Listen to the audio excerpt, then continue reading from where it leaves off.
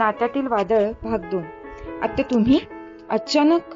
धनश्रीने दार उघडताच समोर तिची आत्या शोभाला पाहून धनश्रीच्या तोंडून शब्द बाहेर पडले.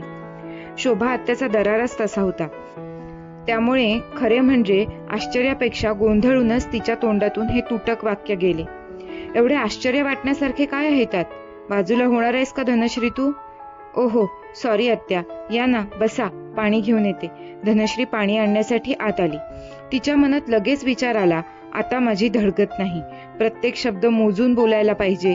आई येईपर्यंत या तोफेला तोंड द्यावे लागणार आहे. आत्या पाणी घ्या, चटकन छानसा चहा कर, मी फ्रेश होऊन येतेच, असं म्हणत आत्या आत गेल्या. हो करते, मान हलवत धनश्री बोलली. आत्याबाई 5च मिनिटात हॉलमध्ये आल्या. धनश्री चहा झालाय ना? होय आणतेच. चहा बिस्किटे घेऊन धनश्री त्यांच्या समोर आली. ही बिस्किटे कशाला आणलीस? चहा घेते मी, तू काहीतरी खायला कर, जाम भूक लागलीये. आणि घरातील मंडळी कुठे गेलीत? आई बाबा सिनेमाला गेलेत आणि भाग्यश्री मैत्रिणीकडे. छान, या वयात तरण्या टाठ्या मुलींना एकटे सोडून ही दोघे सिनेमाला गेलीत. सिनेमे बघायचे वय आहे का? बरं सध्या तू काय करतेस? मी एका कंपनीत जॉब करते. किती पगार मिळतो? अगं सांग की पटकन. 18,000. बस फक्त 18,000? आणि तेवढ्यासाठी तू काम करतेस? अगं तुझ्या बाबाला काही समजते की नाही? आत्या मी नुकतीच कामाला लागले आहे, नंतर माझा पगार वाढणार आहे. असं वाढून वाढून किती वाढणार म्हणते मी? आत्याबाईंच्या या प्रश्नावर धनश्री गप्प बसली. काय ग, आईने चहा करायला शिकवला नाही? काही चुकले का? या चहाला स्वादच नाही. थोडे आले घालावे, थोडी वेलची घालावी. चहा साखरेचे प्रमाणही माहीत नाही तुला. सॉरी, मनात नसतानाही धनश्री म्हणाली. कधी एकदा आई बाबा येतील आणि आपली सुटका होईल असे झाले धनश्रीला. शोभा आत्याला दुसऱ्यांनी केलेले काहीच कसे आवडत नाही? धनश्रीच्या मनात हा प्रश्न येऊन गेलाच. शोभा आत्या आली की आपली आई सुद्धा स्वतःला आकसून घेते, तिच्यातील मोकळेपणा नाहीसा होतो. शोभाबाई शंकररावांपेक्षा मोठ्या, त्यात गडगंज श्रीमंती, माहेर तसे खाऊन पिऊन सुखी होतं. 18व्या वर्षीच शोभाचे लग्न झाले. दिसायला अतिशय सुंदर, नीटनेटका बांधा, त्यामुळे 15व्या वर्षापासूनच शोभाला स्थळे येऊ लागली होती. शोभा कॉलेजात जाऊ लागली, पण 2 वर्षांनी अंबानगरच्या जमीनदार घरांचे स्थळ तिला आले आणि शोभा अंबानगरच्या जमीनदारांची एकुलती एक सून झाली. तिचे राहणीमान बदलले. 4-4.5 वर्षात तिच्या सासूबाई वारल्याने घरची सर्व जबाबदारी तिच्यावर आली. घरात माणसांचा आणि नोकरांचा राबता मोठा. शोभा जबाबदारी चांगल्या प्रकारे सांभाळू लागली. नोकरांवर वचक ठेवता ठेवता तिने सर्व घरावर आपला दरारा ठेवला. त्या घरातील प्रत्येक गोष्ट वहिनी साहेबांना विचारून होऊ लागली. शोभाचा मुलगा प्रीतम अतिशय गोड मुलगा. शोभा घरच्या जबाबदाऱ्यांबरोबर राजकारणातही लक्ष घालू लागली. सासऱ्यांच्या बरोबर ती काम करू लागली. नवऱ्याचीही तिला साथ होती. सुंदर, हुशार, जबाबदारीने वागणाऱ्या आपल्या पत्नीचा त्याला आदर होता. शोभा मोठी होत गेली, वलयांकित होत गेली आणि तिच्या मूळच्या स्वभावात फरक पडत गेला. ती स्वतःला श्रेष्ठ, दुसऱ्यांना कमी लेखू लागली. माहेरी आली तर तोच ताठा कायम राहिला. मोठ्या घरची सून, सगळ्या गावावर हुकमत, जबाबदारीही व्यवस्थित हाताळणाऱ्या मुलीबद्दल आईबाबांनाही कौतुक वाटे, पण शंकरराव मात्र दबून वागत होते गेले आणि पुढेही तसेच होत गेले. त्यामुळे शोभाताई घरी आली की ती म्हणेल ती पूर्व दिशा. शोभा आत्याला धनश्री आणि भाग्यश्री ही घाबरूनच असत. शंकरराव आणि उमाबाई घरी आल्या. धनश्रीने सुटकेचा निश्वास सोडला. शोभाताईला हॉलमध्ये बघून शंकररावांना आश्चर्य वाटले. ताई, तू कधी आलीस आणि अशी अचानक? अरे माझे येणेच अचानक ठरले. खरे म्हणजे मी इथे येणारच नव्हते, सरळ मुंबईलाच जाणार होते, पण तुला घेऊन जाण्याचा विचार मनात आला आणि आले इथे. मुंबईला कशाला आणि तेही अचानक? अरे उद्या प्रीतम येतोय अमेरिकेवरून. काल रात्री त्याचा फोन आला मला, न्यायला मुंबईत ये. अरे वा, प्रीतम येतोय तर? होय रे, एवढ्या वर्षांनी येतोय परत. कधी एकदा त्याला भेटते असे झाले. होणारच ग, तुझा एकुलता एक मुलगा तो. पण ताई, उद्या मला तुझ्याबरोबर.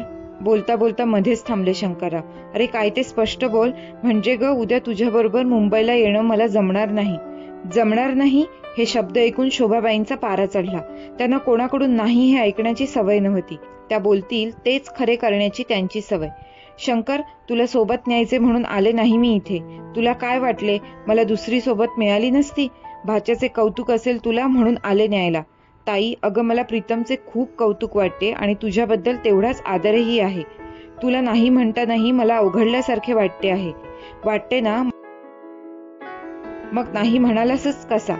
ताई, तू शांतपणे ऐकून घे.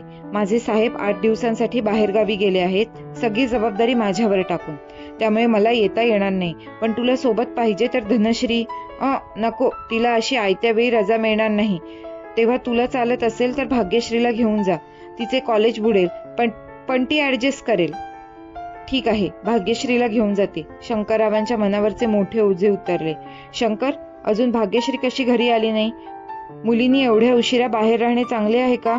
तुझे तुझ्या मुलींवर लक्ष नाही. लक्षात आलंय माझ्या. तसे काही नाही ताई, आजच भाग्यश्रीला उशीर झालाय, येईलच एवढ्यात. मला काही तुझे हे बोलणे पटत नाही. आणि तुम्हाला सिनेमाला जायचे होते तर मुलींना असे सोडून जायचे? रात्रीचे 9:30 झाले आणि तुझी भाग्यश्री अजून घराबाहेर. छान रे बाबा. ताई, आलीच बघ भाग्यश्री. तिच्या स्कूटीचा आवाज येतोय. भाग्यश्री घरात आली. समोरच उभ्या असलेल्या बाबांना बघून ती म्हणाली, सॉरी बाबा, आज घरी यायला उशीर झाला. अहो, पूनम आणि मावशीने एवढा जेवणाचा आग्रह केला की मग जेवूनच आले. त्याच वेळी तिची नजर आत्याकडे गेली. चटकन पुढे होऊन वाकून नमस्कार करीत ती म्हणाली, आत्या, तुम्ही कधी आलात? तू, तुझे आई बाबा तिघेही घरी नव्हता तेव्हाच. आत्याकडून हे उत्तर ऐकून तिच्या लक्षात आले, आत्या रागवलेली दिसते. ती चटकन आत निघून गेली. धनश्री, आत्या कधी आल्या? आणि पारा एवढा का चढलेला आहे त्यांचा? अगं, आत्या आल्या तेव्हा घरात मी एकटी होते. आई बाबा सिनेमाला गेले आहेत हे ऐकून त्या आधीच रागवल्या. दुसरी गोष्ट म्हणजे बाबांनी आल्याबरोबर मुंबईला जाण्यास नकार दिला. आणि धनश्रीला मध्ये चढवत भाग्यश्री म्हणाली, तिसरी गोष्ट मी उशिरा आले, होय ना? अगदी बरोबर. आत्यांना वाटते आई बाबांचे आपल्याकडे अजिबात लक्ष नाही. मला सांग, आत्या मुंबईला का निघाल्या आहेत? प्रीतमला रिसीव्ह करायला. लाडक्या मुलाला बऱ्याच वर्षांनी भेटणार म्हणून मात्र जरा त्या जास्तच हळव्या झाल्या असतील. Bhagyashree, you are mad? आत्या आणि हळव्या होणार? शक्यच नाही. मला नाही वाटत त्या कधीच हळव्या होत असतील. त्यांचा स्वभाव तुला माहित नाही का? काय ग, प्रीतम मध्ये तिकडे जाऊन चेंज झाला असेल? म्हणजे? अगं, तो आत्यांच्या समोर किती दबून वागायचा, आठवते ना तुला? होय ग, आपण तर त्याला पंखाखालचे पाखरू नाव ठेवले होते. तो आईपासून दूर आहे, तेही अमेरिकेत. मला वाटते थोडाफार फरक पडला असेल, भाग्यश्री म्हणाली. कदाचित, विचार करत धनश्री म्हणाली. उमाबाई आत आल्या. आई, डोंट वरी. आई, डोंट वरी. आत्या येण्यापूर्वी थोडा वेळ आधी मी आलेले होते. त्या आल्यानंतर त्यांना चहा दिला, नाश्ता दिला आणि स्वयंपाकाचे थोडेफार केले. उमाबाईंचे टेन्शन थोडे कमी झाले. मटकीची उसळ आणि भरली भेंडी केलीये मी. कुकर लावलाय आणि थोडी कणिकही भिजून ठेवलीये. शाब्बास, उमाबाई कौतुकाने म्हणाल्या. त्यांना त्यांच्या दोन्ही मुलींचे खूप कौतुक होते. तशा दोघी मुली गुणी होत्या. भाग्यश्री, थोडे पापड तळायला घे. Okay Maugham. भाग्यश्री, हे मॉम वगैरे शब्द बोलू नकोस. नेहमीप्रमाणे आई म्हण. तुझ्या आत्याने ऐकले तर माझी धडकत नाही. आई, सगळे आत्यांना एवढे का घाबरतात? जाऊ दे तो विषय. मी साडी चेंज करून येते आणि पोळ्या करते. थोड्याच वेळात डायनिंग टेबलावर जेवणाची तयारी करून भाग्यश्रीने हॉलमध्ये बोलत बसलेल्या बाबांना आणि आत्यांना जेवणासाठी बोलवले. भाग्यश्री जेवून आली होती म्हणून तिने वाढण्याचे काम केले. जेवताना शंकरराव म्हणाले, भाग्यश्री, तुला आत्याबरोबर मुंबईला जावे लागणार आहे, चालेल ना? मुंबईला? कधी? म्हणजे कधी म्हणून काय विचारतेस? उद्याच आपल्याला जायचे आहे. उद्या लगेच? काही अडचण? शोभाबाईंनी त्यांच्या धारदार आवाजात विचारले. नाही, काही अडचण नाही, भाग्यश्री घाबरत म्हणाली. भाग्यश्रीला माहित होते आपण नाही म्हणालो तरी काही उपयोग होणार नाही. आत्यापुढे आपलेच काय, पण आईबाबांचेही काही चालणार नाही. उद्या सकाळी निघायचे आहे, शोभाबाईंनी सांगितले. मी तयार राहीन, पण काय? त्रासिक स्वरात शोभाबाई म्हणाल्या. आपण येणार कधी? धाडसाने भाग्यश्रीने प्रश्न केला. माझी 1-2 कामे आहेत, ती उरकून येऊ. या उत्तराने भाग्यश्री गडबडली. नेमके किती दिवस राहायचे हे आत्याने सरळ सांगितले असते तर बरे झाले असते. तिच्या मनातले जाणून उमाबाई म्हणाल्या, वंस, तिला कपड्यांचे पॅकिंग करायचे आहे. किती कपडे घ्यावेत? 2 दिवसाचे पुरे ना? 2 की 4 दिवस हे मी आत्ता सांगू शकत नाही. मंत्रालयातले काम आहे. तू जास्तीचे कपडे ठेव बरोबर. काम 2 दिवसात झाले तर बरे, नाहीतर 4 दिवसही लागतील. 4 दिवस? भाग्यश्रीच्या तोंडून शब्द बाहेर पडले. 4 दिवस कॉलेज बुडेल एवढेच ना? नाहीतरी शिकून काय दिवे लावणार आहेस? धनश्री सारखी नोकरीच करायची आहे ना? शोभाबाई तिच्या नेहमीच्या खोचक स्वरात म्हणाली. भाग्यश्रीला काय, पण सगळ्यांनाच शोभाबाईंचे हे बोलणे आवडले नव्हते. धनश्रीला तर जाम राग आला होता. पाण्याच्या घोटाबरोबर तो राग तिने गिळला. चटकन आवरून ती उठलीच. उमाबाई मुलींना म्हणाल्या, तुम्ही जा, मी आवरते. भाग्यश्री, तुझी बॅग आत्ताच भरून ठेव, सगळे व्यवस्थित घे. भाग्यश्री व धनश्री दोघी जणी बेडरूम मध्ये आल्या. भाग्यश्री, या आत्या का ग आपल्याला तुच्छ समजतात? धनश्री, तू त्यांचा स्वभाव जाणतेस ना. अगं त्या आपल्यालाच नव्हे इतरांनाही स्वतःपेक्षा कनिष्ठ समजतात. आणि आपण मुली ना, त्यांना मुलगा आहे. होय ग, प्रत्येक वेळी त्या आपल्या आईला एकदा का होईना मुलगा नसल्याबद्दल टॉन्ट मारतातच. माझी तर मोठी पंचायत केली आहे त्यांनी. का ग, 3 दिवसांनी समर्थचा वाढदिवस आहे. सर्वांनी मिळून मोठी पार्टी अरेंज केली आहे. त्याला वाटेल मी मुद्दाम मुंबईत गेले. तू आताच त्याला फोन करून सांग. नको आता नको. काय सांगायचे ते नंतर सांगते त्याला. तू प्रथमच अशा पार्टीला जाणार होतीस ना. होय ग. म्हणून नाराज झालीस की उंदराच्या पार्टीला चिचुंद्री नाही म्हणून? धनश्री मुद्दाम हसत म्हणाली. चुप, उगाच काहीतरी बोलू नकोस. अगं आताशी कुठे मी आणि मित्रांची मैत्री अनुभवतीये आणि तू. सॉरी, गंमत केली तुझी. तुझा मूड बदलावा म्हणून. धनश्री, सांग बरे, मी कोणते कोणते ड्रेस घेऊन जाऊ? जीन्स सोडून कुठलेही नाही. तेही खरेच. चल, मी तुला पॅकिंगला मदत करते. दोघी बहिणी मिळून पॅकिंग करू लागल्या. धनश्री, मला खूप टेन्शन आले आहे. आत्याबरोबर एकटी राहणार म्हणून ना. होय ग, तेही कदाचित 3-4 दिवस. देव करो आणि त्यांना सुबुद्धी देव. तथास्तु, भाग्यश्री हसत म्हणाली. उमाबाई आणि शंकरराव मुलींच्या बेडरूम मध्ये आले. त्या दोघांच्या चेहऱ्यावर काळजी स्पष्ट दिसत होती. झाली पॅकिंग? सर्व घेतले? काही विसरलीस तर नाही ना? उमाबाईंनी विचारले. बेटा, माझ्यामुळे तुला त्रास होणार याची कल्पना आहे मला, पण माझा नाईलाज झाला. नाहीतर तुला ताईबरोबर जावे लागले नसते. शंकरराव समजुतीच्या स्वरात म्हणाले. बाबा, तसे काही म्हणू नका. तुमच्या दोघांसाठी आम्ही काहीही करू. पण आत्यांचे बोलणे तुम्हाला माहिती आहे ना. कुठे कसा त्या अपमान करतील काही सांगता येत नाही. भाग्यश्रीने मनातल्या भीतीला शब्दरूप दिले. शोभाबाईंचे बोलणे धाकटा भाऊ म्हणून शंकरराव सहन करीत होते, पण आजपर्यंत ताईला ते उलट बोलले नव्हते, बोलू शकतही नव्हते. आणि उमाबाई उगाच वादविवाद नको म्हणून त्याही गप्प बसत. भाग्यश्री, आत्यांना त्रास होईल असे काही करू नकोस. आणि त्या काहीही बोलल्या तरी. आई बाबा, तुम्ही निश्चिंत राहा. आत्यांचे वागणे मी मनावर घेणार नाही. प्रीतम आहे की तुझ्या सोबतीला, तेवढाच तुझा वेळ छान जाईल. होप सो, भाग्यश्री हसत म्हणाली. चला आता झोपूया, उद्या लवकर उठायचे आहे.